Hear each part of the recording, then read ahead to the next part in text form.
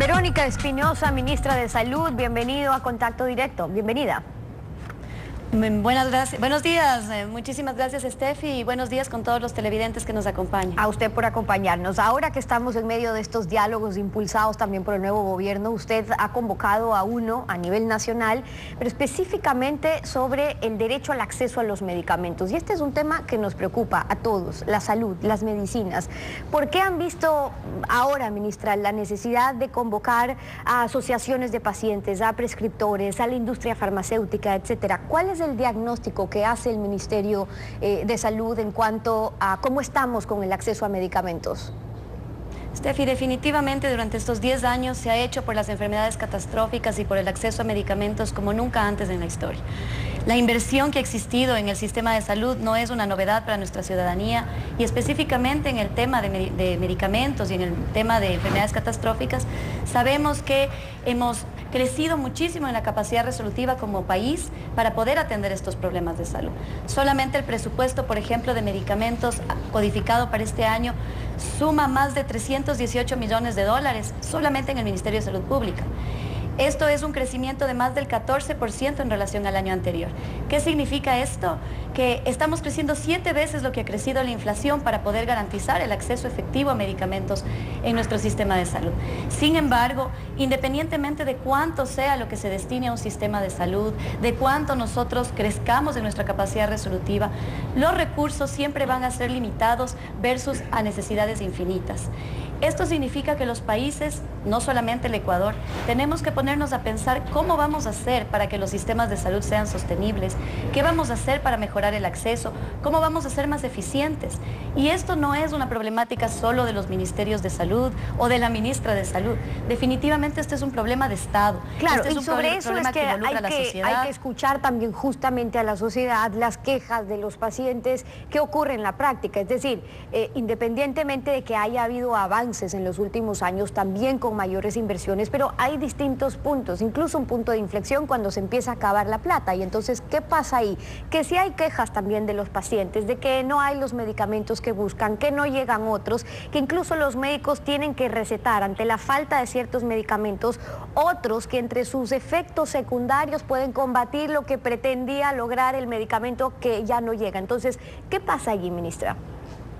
Steffi, la plata no se ha acabado y la plata no se empieza a acabar. De hecho, lo que nosotros hemos podido demostrar es cómo sigue creciendo el presupuesto. Lo que pasa es que las necesidades también se incrementan. Aparecen nuevas tecnologías, aparecen nuevos medicamentos. Precisamente nosotros queremos convocar en este diálogo y escuchar las diferentes y diversas posturas que nos permitan ser más eficientes, que nos permitan acceder a más medicamentos, pero no necesariamente tenemos que pensar que tener más medicamentos o tener medicamentos más caros nos vuelve un mejor sistema de salud. Sistemas de salud como el inglés, reconocidos por el manejo de enfermedades catastróficas, tienen menos medicamentos y tienen medicamentos más eficientes y hacen evaluaciones muy específicas y muy técnicas para definir cuándo un medicamento tiene que ser incorporado en la cobertura del Estado y cuándo no. Por eso mismo creemos que este no es un problema solamente del Ministerio de Salud Pública, sino tenemos que escuchar, perfecto, vamos a incorporar nuevas tecnologías, vamos a gastar más en medicamentos porque son cada vez más caros, perfecto, ¿de dónde vamos a conseguir los recursos? ¿Cómo vamos a financiar un sistema de salud que cada vez quiere ser más grande, que quiere crecer? ¿Cuáles van a ser esas fuentes? ¿Cuál va a ser la corresponsabilidad de la industria? ¿Cómo vamos a trabajar con los medicamentos monopólicos que en el Ecuador pueden llegar a costar 10 veces más que en nuestros países vecinos? Claro, y para eso es importante las regulaciones en ese sentido. Y sí, en efecto, este no es un tema solo de un ministerio, por eso es que temas tan importantes como esto no puede tener tanta concentración solo en la participación del Estado, del gobierno, de las instituciones públicas. Están los legisladores por cómo contemplan y qué contemplan las leyes, está la industria farmacéutica, está su responsabilidad con los precios, como usted bien menciona, pero también está el sector financiero. ¿Qué pasa cuando no hay suficientes recursos? Usted dice, bueno, no se ha acabado la plata, y en efecto, para salud no se puede acabar, pero si hay una realidad, y el presidente lo ha reconocido ayer, es que la situación económica es distinta. Y si hemos visto qué pasa, incluso en el campo de salud, hablemos con los afiliados del IES, por ejemplo, cuando un fondo de salud casi entra en la quiebra y se necesitó incluso darle impulso con el fondo de pensiones para que se pueda financiar financiar ese fondo de salud que es tan importante para los pacientes. Entonces, ahí es cuando justamente es necesario ese trabajo en conjunto al que usted se refiere para esas políticas, incluso económicas, que puedan garantizar, asegurar incluso los presupuestos de los que usted se está refiriendo, 300 millones de dólares aproximadamente para este año. Pero ¿cuánto se necesita, ministra? Steffi, precisamente ese es el espíritu del diálogo. El espíritu del diálogo es buscar mecanismos de ser eficiente, y a mí me parece que no es preciso decir que los recursos se terminan, que los recursos se han acabado. Todos los sistemas de salud en el mundo tienen que buscar maneras de ser eficientes, independientemente de cuántos recursos tengan asignados, independientemente de cuánto crezcan. Siempre las necesidades van a ser infinitas y los recursos van a ser limitados, es un principio básico de economía. Eso significa que todo el tiempo tenemos que buscar maneras de ser más eficientes, de que aquel dólar que estamos utilizando sea usado en la intervención más eficiente posible. Por supuesto, en esto tenemos que regresar a ver otras cosas que los medicamentos. La prevención, por ejemplo. Gastar $1 en prevención es mucho más eficiente que gastar $1 en un fármaco para un estadio terminal que va a tener poca o ninguna eficacia en la calidad de vida o en la sobrevida del paciente, mientras que ese mismo dólar en la prevención, específicamente, por ejemplo, del cáncer, va a tener grandes réditos, tanto económicos como sociales, porque el costo mayor aquí es el costo social de la ciudadanía. Claro, sí, se invierte en esa prevención, que es importante, sin duda, pero cuando ya pase, cuando estamos, por ejemplo, enfrentando el tema de las enfermedades catastróficas, es otro el cuadro, y sobre eso usted se ha referido, porque hay varios puntos que hay que tratar. Uno es que Ecuador sí tiene su listado de medicamentos, está este cuadro nacional de medicamentos básicos con más de unos 780 productos, y que habría que incluir más. ¿Necesitamos una nueva versión o el problema es que qué es lo que no se logra cubrir con ese cuadro, ministra? Steffi, yo creo que se ha mitificado el cuadro y obviamente aquí hay muchos intereses económicos de por medio que tratarán de decir que el cuadro es insuficiente. Partamos de dos temas. El cuadro básico no lo construye el Ministerio de Salud Pública, lo construye el Sistema Nacional de Salud en su conjunto. Los 18 actores del Sistema Nacional de Salud, incluyendo el sector privado, la academia, los gremios de profesionales, con sus representantes expertos en evaluación de tecnologías, en medicamentos, construyen un listado de medicamentos que incorpora todo aquello que el sistema de salud necesita. El cuadro no es un cuadro limitado. Probablemente el cuadro básico del Ecuador cubre muchísimos más tratamientos que de la mayoría de los países de la región y tiene medicamentos costosos, tiene medicamentos de alta tecnología, no es un cuadro limitado. De hecho, el cuadro básico cubre más del 98% de los problemas de salud, inclusive de los diferentes tipos de cáncer. Pueden haber casos puntuales, ese 2% que se queda por fuera. ¿Qué pasa? Existe un mecanismo alterno para autorizar medicamentos por fuera del cuadro. Por supuesto que hemos tenido más de 1000 solicitudes para incorporar medicamentos fuera del cuadro, pero en esa evaluación tiene que primar la ética, tiene que primar los principios de bioética, la calidad, la seguridad, la eficacia. Los medicamentos no son inocuos y aún así hemos incorporado más de 216 medicamentos específicamente para estas atenciones de ese 2% que no está incorporado. ¿Y qué pasa con los medicamentos para enfermedades catastróficas? Hablemos del cáncer, VIH, son justamente los más caros y ustedes reconocen que ahí hay un problema serio, no solamente del país, de la región. ¿El sistema no puede asumir estos costos?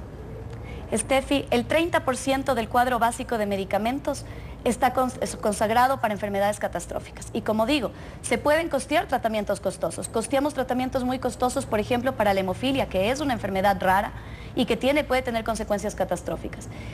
Es un medicamento muy costoso, pero ¿por qué lo costeamos? Porque el impacto de ese medicamento sobre la sobrevida de los pacientes es eficiente, va a cambiar realmente el pronóstico de vida, la expectativa de vida, la calidad de vida. ¿Qué pasa cuando hay un medicamento que está en estadio experimental, que no ha demostrado en base a evidencia científica, que es la única forma real de tomar decisiones éticas en salud, que va a mejorar la sobrevida, que va a mejorar la calidad de vida, que en el mejor de los casos extiende 20, 30 días, y eso con serias dudas en base a la evidencia que existe, pero que también tiene grandes riesgos de la seguridad, que puede encarnizar al paciente, que puede limitarle su calidad de vida? Es ético incorporar esos medicamentos en el cuadro básico y gastar ingentes cantidades de dinero para ese tipo de intervenciones cuando el sistema de salud aún tiene otras necesidades mucho más eficientes, mucho más eficaces. Y eso es justamente, esa es la decisión que tenemos que tratar en este diálogo. Es justamente lo que esperan tratar en estos diálogos. Van a tener ustedes el acompañamiento de la Organización Panamericana de Salud. Y entonces, ¿cuál es la idea? Es decir, después de estos diálogos, que es importante poder conversar, dialogar, pero para que se tomen decisiones en conjunto, ¿qué es lo que esperarían a favor de lo que a todos les interesa? Que es que se pueda trabajar a favor de la gratuidad de los medicamentos de salud en el país. Sí, Estefi, reflexionando en realidad alrededor de este tema, el diálogo, y lo digo con todo cariño y de la manera más constructiva, el diálogo no puede ser unilateral. El diálogo por concepto tiene que ser multilateral y tiene que basarse en escuchar y en ser escuchado. Nosotros hemos tendido los puentes y los canales para escuchar las posiciones diversas de todos los actores y todos los sectores, incluyendo los medios de comunicación. Pero todavía estamos esperando que se tiendan los puentes de vuelta para ser escuchados, para escuchar la posición de un Ministerio de Salud Pública, de la Autoridad Sanitaria Nacional, de los técnicos expertos por parte de los medios de comunicación. Y lo digo particularmente porque se nos ha negado reiterativamente también espacios para ser escuchados los avances que ha tenido el gobierno. Tuve la oportunidad de estar cuando fue la evaluación periódica universal de derechos humanos en Ginebra, y cuando regresamos, pese a que la mayoría de países felicitaron al Ecuador por 2 o 3 recomendaciones que se hicieron, los titulares en todos los medios de comunicación fueron: el Ecuador recibe recomendaciones sobre mejorar en la libertad de expresión y la libertad de prensa. Sin embargo, poco tiempo después, cuando el Ecuador recibe un reconocimiento internacional por parte de las Naciones Unidas por la gestión pública en salud, un premio que puede ser comparado de alguna manera coloquialmente con los Óscares en temas de salud pública, por el secretario general de las Naciones Unidas, entre más de 400 participantes, por las redes integrales de salud, esta iniciativa de poder trabajar con Solca, con la Junta de Beneficencia, con el sector privado, IES, ISFE, ISPOL. Este reconocimiento, basado mucho en enfermedades raras y catastróficas, no tuvo un espacio para ser comunicado. Ninguno de los medios de comunicación acudieron a la rueda de prensa, no apareció en ningún titular, no apareció en ningún medio de comunicación, en la televisión ni radio. Esto no es negarle el reconocimiento a la ministra de Salud, al Ministerio o al Gobierno. Es negarle la posibilidad de conocer este reconocimiento a 120.000 trabajadores de la salud del sector público y privado que hicieron posible este reconocimiento en el Ecuador. De lado que el diálogo que nos permite que haya esos reconocimientos, sin duda, que se reconozca también cuál es el pedido del lado de los pacientes, de quienes han expresado sus quejas, y sobre todo que se abra este diálogo para poder debatir estos temas justamente. Verónica Espinosa es la ministra de Salud, hoy nos ha acompañado con su posición clara aquí en Contacto Directo. Gracias por haber estado con nosotros. Muchísimas gracias. A usted. 7:32, vamos a una pausa.